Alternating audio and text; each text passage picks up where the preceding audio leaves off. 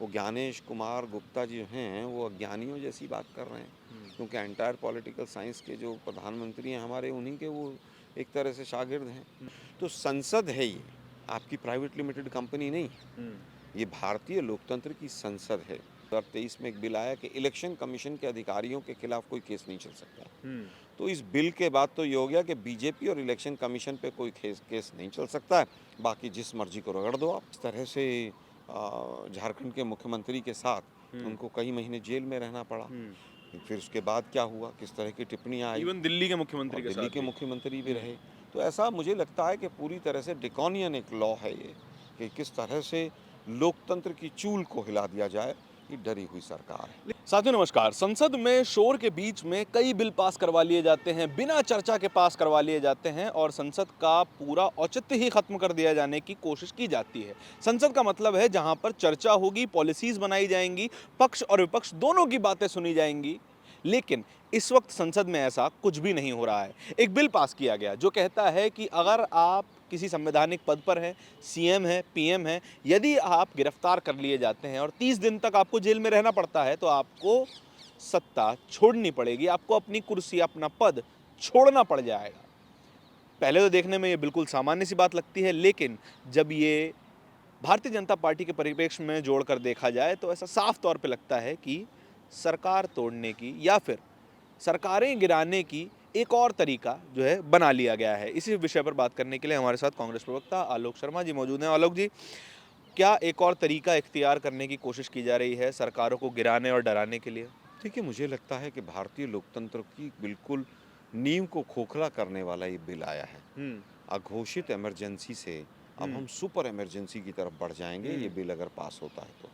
मुझे ऐसा लगता है कि आज जिस तरह से बिल आया, बिना चर्चा के उसको कमेटी को, जॉइंट कमेटी को भेजा जाता है, हम्म। और जिस तरह से तमाम वक्तव्य आते हैं, उसको अगर बीजेपी के परिप्रेक्ष्य में देखें, जांच एजेंसियों के दुरुपयोग के परिप्रेक्ष्य में देखें, पिछले 11 साल के बीजेपी के, मोदी जी के सरकार के इतिहास को देखें, तो ये कहीं न कहीं केवल और केवल न्यायपालिका और जिस तरह से विधायिका, सबको सुपरसीड करने वाला एक बिल आ रहा है। हम्म। न्यायपालिका का जो अधिकार है, हमारा मौलिक अधिकार है, जी। उसको भी कहीं न कहीं डिस्टर्ब करने वाला बिल है। हम्म। जिस तरह से आज विधायिका, या आप कहें कि कार्यपालिका को इतनी ताकतें दे दी जाएँगी कि वो विधायिका के भी जो हम्म। कार्यक्षेत्र हैं उसमें हस्तक्षेप करेंगे। चाहे मुख्यमंत्री हों, चाहे वो मंत्री हों, चाहे प्रधानमंत्री हम्म। हों, आपको जो सरकार गिरानी हो, आप आरोप लगाइए। और ख़ास तौर पर जो पीएमएलए का जो सेक्शन 45 है, उसमें तो सीधी तरह से जो आरोपी है उसको सिद्ध करना है कि मैं निर्दोष हूँ। हम्म। तो 1 महीने में वो कैसे निर्दोष अपने आप को सिद्ध करेगा, जबकि वो खुद जेल के अंदर है। इस तरह के तमाम केसेस हैं। हम्म। 2G पर कितने बड़े-बड़े आरोप लगे थे, बाद में सब लोगों को बरी कर दिया। अगर मान लीजिए उस समय पर हमारी सरकार ना होती, बीजेपी की सरकार होती, तो शायद इस्तीफे भी नहीं होते। हम्म। लेकिन क्या हेमंत सोरेन के साथ जो हुआ, जिस तरह से झारखंड के मुख्यमंत्री के साथ हम्म। उनको कई महीने जेल में रहना पड़ा। हम्म। फिर उसके बाद क्या हुआ, किस तरह की टिप्पणियां आई, इवन दिल्ली के और मुख्यमंत्री के दिल्ली साथ के भी। मुख्यमंत्री भी हम्म। रहे। तो ऐसा मुझे लगता है कि पूरी तरह से ड्रैकोनियन एक लॉ है ये, कि किस तरह से लोकतंत्र की चूल को हिला दिया जाए। ये डरी हुई सरकार है। लेकिन आलोक जी, सबसे बड़ा सवाल तो ये उठता है कि अगर आपके ऊपर इल्ज़ाम है, आपके खिलाफ जांच होने वाली है, तो अगर आप एक इन्फ्लुएंशियल पोजीशन पे बने रहेंगे, इस्तीफा नहीं देंगे, तो फिर आप जांच को इन्फ्लुएंस भी कर सकते हैं। जैसा कि आप मांग कर रहे थे, कुलदीप सिंह सेंगर का इस्तीफा मांग रहे थे आप, जो कुश्ती संघ के अध्यक्ष थे उनका इस्तीफा मांग रहे थे, क्योंकि वो डायरेक्टली जांच को इन्फ्लुएंस कर सकते थे। तो ये तो एक ठीक है ना कि अगर बीजेपी का भी कोई नेता या फिर मंत्री इस बात में फंसता है तो आप उनका इस्तीफा मांग सकते हैं। देखिए, मुझे लगता है कुलदीप सेंगर विधायक थे। हाँ। विधायक इस बिल में कवर नहीं है। हम्म। आज अगर आप नहीं, कुश्ती जरूरत संघ तो के, पड़ती है ना इस तरह की। देखिए, हम्म। कुश्ती संघ के अध्यक्ष जो थे, वो भी इस बिल में कवर नहीं होते हैं। हम्म। इस बिल में जो कवर किया गया है, डायरेक्टली जो हिट किया गया है, वो सीधा सीधा मंत्री, हम्म। मुख्यमंत्री और प्रधानमंत्री। देखिए, प्रधानमंत्री कौन है, कौन जांच एजेंसी जाके उनके पास भी खड़ी हो सकती है, हम्म। पूरा देश जानता है। हम्म। मंत्रियों को आप स्टेट्स में डिस्टर्ब कर सकते हैं। आज तक इतने आरोप यहाँ के मंत्रियों के ऊपर लगे, क्या कोई जांच भी हुई? हम्म। क्या राफेल जैसी इतनी बड़ी षड्यंत्र और इतना बड़ा भ्रष्टाचार का मुद्दा था, क्या उसकी जांच हुई? नहीं हुई। केंद्र सरकार का जो इतिहास है ईडी और सीबीआई का, सीबीआई के डायरेक्टर जब राफेल के ऊपर जिस तरह से एफआईआर करने जा रहे थे और जिस तरह से वो हालत हुई, आज उनको अपनी पेंशन लेने के लाले पड़ रहे हैं। ईडी के डायरेक्टर संजय मिश्रा 5 साल तक इलीगल वे में अपने पद पर बैठे रहे। क्या हुआ उसके बाद? आज भी शायद वो उसी मकान में रहते हैं। 5-5 साल तक ईडी का डायरेक्टर अगर इस तरह से रहता है तो सोचिए वो किसके इशारे पर जांच कर रहा होगा।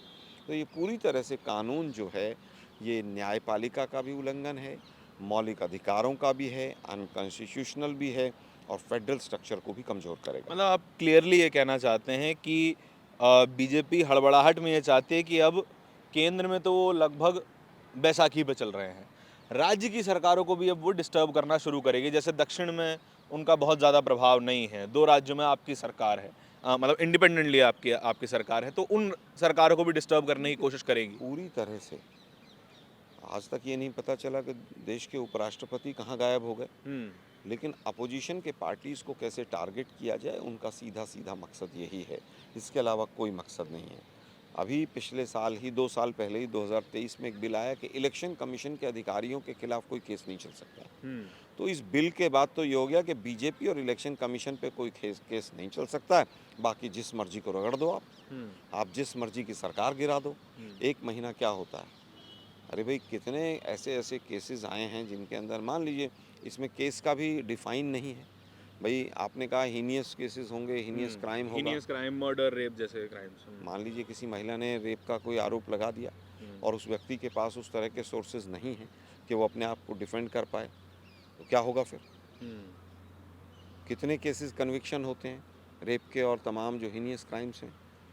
मुझे लगता है कि राहुल गांधी जी की वोट चोरी की जो मुहिम है कि भाई किस तरह से वोट चोरी को उजागर किया जाए, बिहार की जो यात्रा है उससे बीजेपी हड़बड़ाई हुई है। और इस तरह के तर्कश में तीर रखते हैं ये लोग, जब देश के ध्यान को भटकाना हो, मुद्दे को भटकाना हो, तो इस तरह के बिल आ जाते हैं। अच्छा, मैं इसी तरफ आ रहा था कि वोट चोरी वाला मुद्दा पूरा बिहार में चल रहा है, देश भर में चल रहा है। एक डिस्ट्रैक्शन यहाँ पे आ गया। अब किसको पहले काउंटर किया जाए? क्या इन बिल्स को काउंटर किया जाएगा संसद के भीतर, या फिर वोट चोरी पर चर्चा करवाने की कोशिश की जाएगी, या फिर सड़क पे उतरेंगे आप लोग? देखिए हम सड़क पे तो हैं ही, संसद बिल्कुल एक तरह से आवारा हुई पड़ी है, जिसको हम आवारा नहीं होने देंगे। जिस तरह से आज संसद में किसी भी चीज़ के ऊपर कोई चर्चा नहीं हो रही, ये दुर्भाग्यपूर्ण है। आप वोट चोरी पर भी चर्चा नहीं चाहते हैं, आज जो बिल आया उस पर भी चर्चा नहीं चाहते हैं, आप नोटबंदी पर भी चर्चा नहीं चाहते थे, आप 3 काले कृषि कानूनों पर भी चर्चा नहीं चाहते थे। तो संसद है ये, आपकी प्राइवेट लिमिटेड कंपनी नहीं, ये भारतीय लोकतंत्र की संसद है और जनता अब समझ रही है, इनके सारे काले कारनामे जनता को समझ आ रहे हैं। इलेक्ट्रल बॉन्ड से लेकर और वोट चोरी से लेकर इलेक्शन कमीशन के कारनामे से लेकर अब कुछ बचा नहीं है, अब इनके जाने के दिन आ गए। लेकिन क्या आपके लिए ये एक टफ सिचुएशन है कि आप जहाँ पे वोट चोरी जैसा एक बड़ा मुद्दा टैकल कर रहे हो ऑलरेडी, और उस पे भी आपको कोई खास पॉजिटिव रिस्पांस इलेक्शन कमीशन की तरफ से नहीं मिल रहा है? अगर इलेक्शन कमीशन सवाल करते हैं तो फिर भाजपा के नेता आके जवाब देते हैं। इसको पहले काउंटर किया जाए कि ये नए लॉज के मुद्दों को काउंटर किया जाए? दोनों चीज़ों को हम काउंटर करेंगे, हाँ। पैरेलल काउंटर करेंगे। और भाजपा और इलेक्शन कमीशन तो अब एक ही है। इलेक्शन कमीशन जिस भाषा को बोल रहा है, ऐसा लगता है कि बीजेपी ने कागज़ पे स्क्रिप्ट लिख के दे दिया और इलेक्शन कमीशन बैठ के पढ़ रहे हैं। वो ज्ञानेश कुमार गुप्ता जी हैं, वो अज्ञानियों जैसी बात कर रहे हैं, क्योंकि एंटायर पॉलिटिकल साइंस के जो प्रधानमंत्री हैं हमारे, उन्हीं के वो एक तरह से शागिर्द हैं, उन्हीं के अंडर काम कर रहे हैं। जिस तरह से जो आज हालत है, ऐसा लगता है कि भारतीय लोकतंत्र का कचूंबर निकालने के लिए सरकार तैयार बैठी।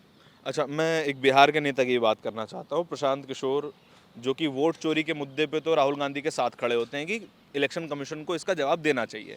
लेकिन जैसे ये नए कानूनों वाला मुद्दा आता है, वो कहते हैं ठीक है, ये तो जिस पे आरोप लगे वो पद छोड़े, जांच होती रहे। देखिए मुझे लगता है प्रशांत किशोर की बहुत क्रेडिबिलिटी नहीं है मेरी उसमें। वो कभी बीजेपी के साथ रहे, कभी जदयू के साथ, कभी टीएमसी के साथ, आपके साथ भी रहे, यहाँ कांग्रेस के साथ भी आने का प्रयास भी किया। तो मैं नहीं समझता, नॉन पॉलिटिकल टाइप स्टेटमेंट देते हैं, उनको चुनाव लड़ना उस एंगल से दे रहे हैं, उनको भी संविधान और कॉन्स्टिट्यूशन और लोकतंत्र कैसे जिंदा रहे उसकी चिंता नहीं नज़र आती। बहुत शुक्रिया।